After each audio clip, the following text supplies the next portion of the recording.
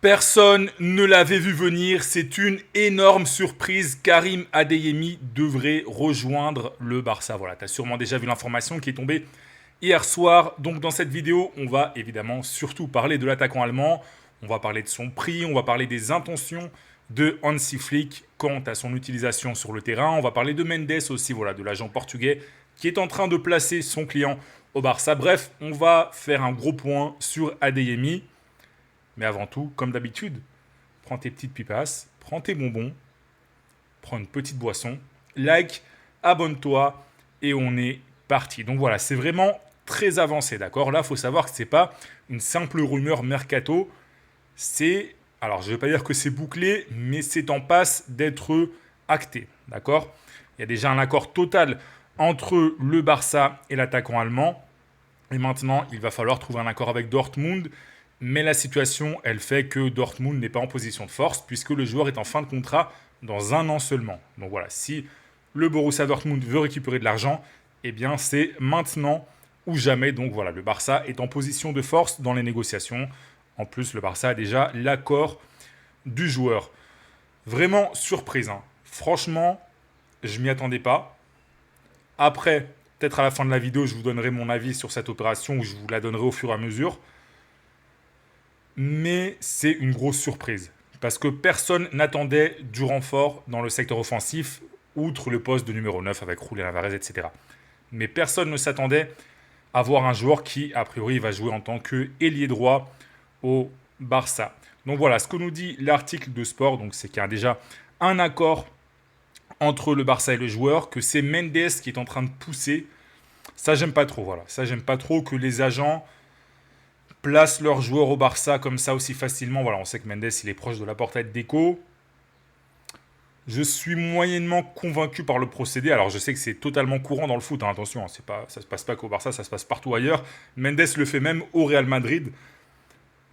Mais bon, je sais pas. Alors après, on va voir que Flick aussi apprécie Adeyemi. Donc voilà, c'est pas non plus uniquement Mendes qui le place. Mais ça, je trouve ça moyen. Ensuite, le prix 40 millions d'euros. C'est ce que demande Dortmund. D'accord. Donc ça, c'est une première mise au point de Dortmund, si on peut dire ça comme ça. Voilà. Après, évidemment, au cours des négociations, au cours des discussions, normalement, le Barça devrait réussir à faire baisser ce prix. Voilà. 40 millions pour un joueur qui est en fin de contrat dans un an, qui n'a pas fait une énorme saison, c'est quand même beaucoup d'argent. Donc voilà, normalement, le prix va baisser au fur et à mesure que les discussions avancent. Et le Barça pourrait même d'ailleurs inclure des joueurs dans l'opération. Voilà, envoyer des joueurs à Dortmund pour faire baisser le prix de l'opération. Donc voilà. Et ce qu'on apprend aussi dans cet article de Sport, c'est que Mendes avait déjà essayé de placer Adeyemi au Barça l'été dernier. Ça, il me semble que c'était pas vraiment sorti. Donc voilà, c'est aussi une nouveauté. Donc voilà, on en apprend des choses aujourd'hui. Alors, avant d'enchaîner sur d'autres informations concernant Adeyemi, je vais te donner mon avis, d'accord? On part du principe que Adeyemi vient pour être une sorte de joker, voilà, qui peut jouer un peu partout devant, mais principalement sur le côté droit. Je suis pas spécialement fan. Voilà. Alors, je suis pas en train de dire que c'est un mauvais transfert. C'est pas ce que je suis en train de dire. Ça se trouve, il va signer au Barça, il va réussir, il va être exceptionnel, il va devenir titulaire, etc. Bref, tu connais. Mais dans le contexte actuel du Barça, c'est pas sur lui que j'aurais mis de l'argent, d'accord? Déjà parce qu'il y a des dossiers prioritaires, le poste de numéro 9, le poste de défenseur central, même si bon, le Barça ne veut pas recruter à ce poste. Donc mettre, je sais pas moi, je pense que ça va être, mettons, 25 millions d'euros sur Adeyemi, sachant que c'est un joueur qui n'est pas non plus un joueur qui va énormément augmenter le niveau de l'équipe. Voilà, c'est un joueur qui vient faire le nombre, qui va être sûrement très utile en tant que joker offensif, en entrant en deuxième période, etc. C'est pas non plus un joueur qui va changer le cours de l'histoire du Barça. Bon, alors évidemment, tu ne peux pas recruter que des cracks tout le temps. Évidemment, il faut des joueurs pour compléter l'effectif. Il faut des remplaçants, etc. Évidemment, c'est pas ce que je suis en train de dire. Mais je pense que pour le Barça, c'était pas la priorité quand tu as déjà Lamine Yamal qui va pratiquement tout jouer. Ronny Bargi, qui je pense, avec du temps de jeu, aurait été un très bon remplaçant pour Lamine Yamal. Que sur le côté gauche, tu as déjà Rafinha et Gordon. Donc évidemment, sauf évidemment, il peut y avoir des blessures, etc. Mais bon, à gauche, c'est bouché. Adeyemi peut aussi jouer en pointe, mais tu vas normalement avoir Julian Alvarez, ou en tout cas un autre numéro 9, et Ferran Torres. Donc Adeyemi, tu le prends, mais pour... j'ai pas envie de dire pourquoi faire, parce que voilà, c'est toujours bien d'avoir des bons joueurs, c'est un bon joueur dans l'effectif, mais c'est pas la priorité. Voilà, c'est pas la priorité. Et footballistiquement, c'est un joueur qui arrive sur des saisons, voilà, il sort de saisons compliquées.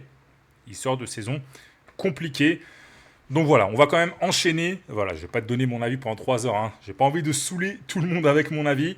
Avec la première offre qui a été faite par le Barça, qui a été de 20 millions d'euros. Donc voilà, c'est la première proposition qu'a formulée le Barça au club allemand, au Borussia Dortmund. Et Dortmund veut récupérer 40 millions d'euros. Donc voilà, les deux clubs vont sûrement trouver un compromis entre les deux. 25-30 millions d'euros, ça devrait se conclure autour de ce montant. Donc voilà, c'est quand même...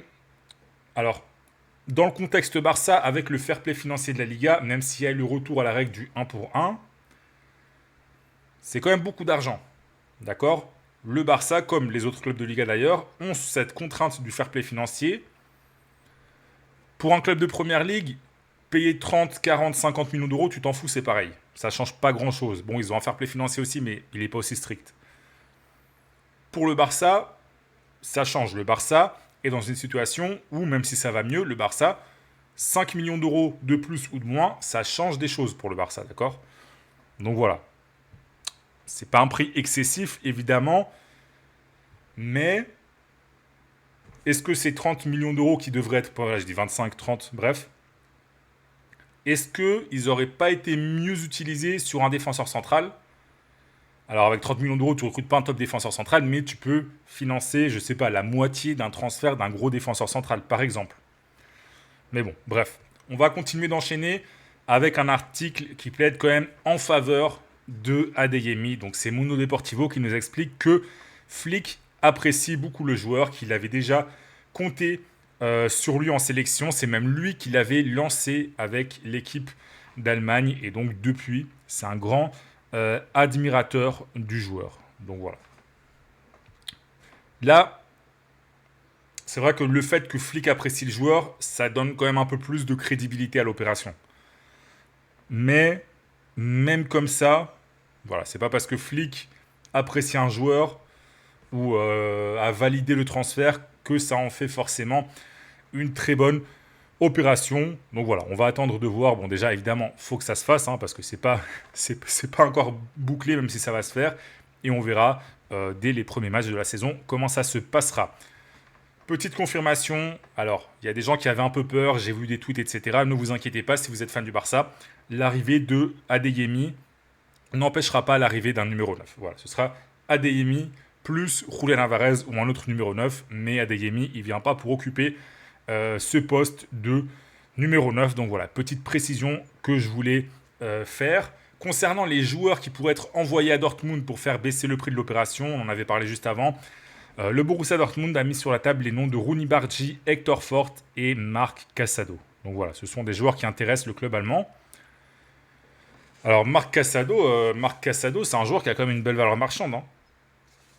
Marc Casado, le Barça voulait en tirer 30 millions, donc tu peux faire un échange sec.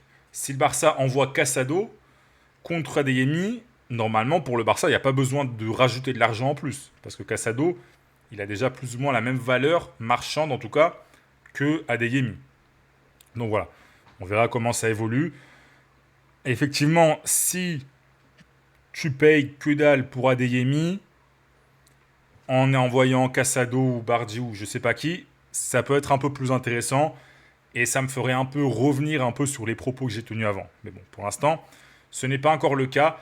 Et on va conclure, non, on va pas conclure, mais on va parler d'une petite actualité financière qui concerne justement ce transfert. Le Barça a demandé un crédit de 210 millions d'euros. Donc le Barça est allé voir une banque et a demandé 210 millions d'euros pour recruter Adeyemi en partie, mais aussi d'autres joueurs. Alors évidemment, on se doute que c'est pour Julian Alvarez aussi.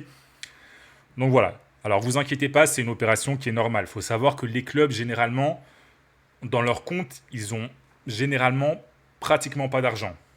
D'accord? Ils ont toujours quelques millions d'euros par-ci par-là, mais les clubs, généralement, n'ont pas d'énormes liquidités dans leur compte en banque. D'accord? La valeur des clubs, les clubs, en gros, leur patrimoine, il dépend de la valeur de leur stade, du centre d'entraînement, la valeur des joueurs, etc., plus que de l'argent qu'ils ont réellement dans les caisses. D'accord?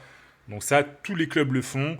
Tous les clubs font des crédits pour, enfin pas tous les clubs, mais l'énorme majorité font des crédits pour recruter, payent aussi les transferts en plusieurs fois. D'accord? Les transferts sont rarement payés en une seule fois. C'est toujours payé en 3, 4, 5 échéances. Donc voilà, c'est tout à fait normal, mais je trouvais ça intéressant parce que ça démontre que le Barça a l'intention de dépenser de l'argent. Et voilà, ce crédit sera remboursé, voilà, avec l'argent qui viendra des droits TV, l'argent qui sera gagné grâce aux résultats dans les différentes compétitions, etc., etc. Et là, on va vraiment terminer avec le secteur offensif du Barça la saison prochaine. Donc c'est bien zoomé, oui, qui devrait donc ressembler, je vais faire un petit zoom out, qui devrait ressembler à ça. Donc voilà. Alvarez ou Ferran Torres en pointe, Lamine Yamal, Adeyemi côté droit, Rafinha Gordon côté gauche, et Olmo et Fermin Lopez dans cette sorte de pointe basse, voilà, ou pointe haute du milieu de terrain. Bref, vous avez compris.